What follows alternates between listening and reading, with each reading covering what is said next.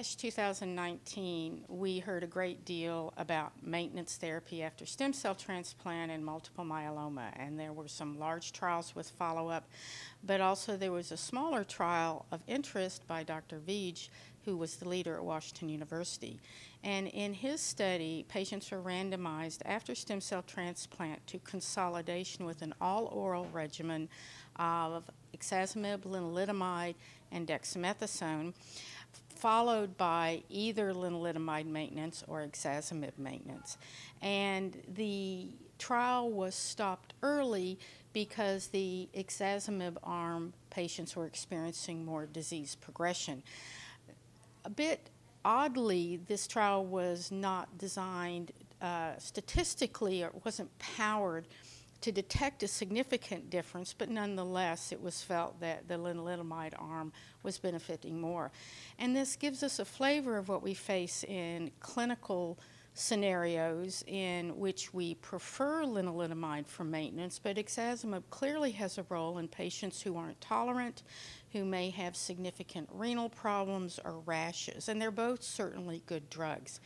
Lenalidomide has the advantage of having a dual mechanism of action in that it's an immunomodulatory drug as well as a cytotoxic, where we think of ixazomib as mainly a cytotoxic drug in its action in a patient.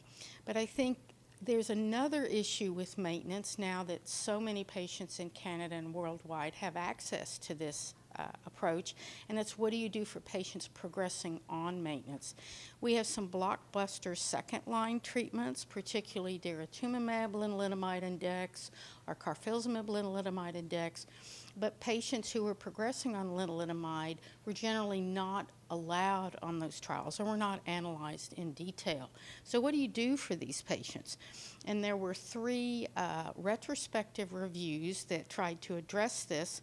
One was from Memorial Sloan Kettering, which showed that you could use a lenalidomide triplet or a variety of other drugs, although their data is confounded by the fact that a number of their patients stopped lenalidomide maintenance for reasons other than progression, so they weren't truly lenalidomide refractory, they had progressed after it.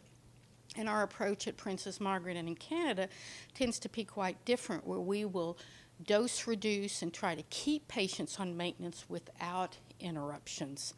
There was another study from University of Texas which stated that they particularly found that going to a pomalidomide-based regimen was effective, but one has to keep in mind in reviewing these studies how you cut the mustard, so to speak, in that the pomalidomide-based group often received highly effective third agents, such as a monoclonal antibody.